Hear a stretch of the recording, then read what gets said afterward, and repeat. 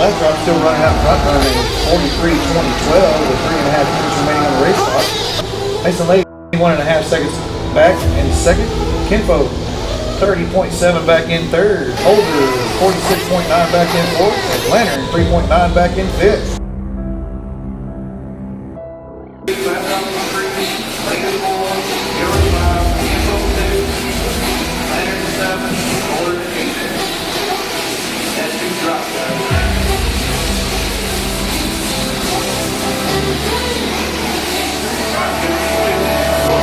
Take a lap with our leaders coming over the front side double here.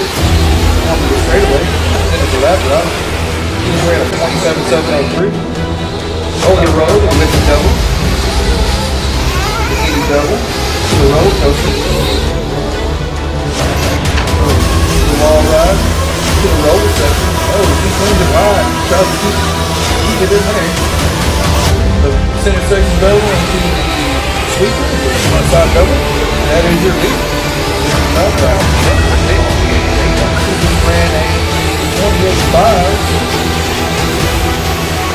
Mason Lake through your center section right now. That's the difference between your leader and your second place spot.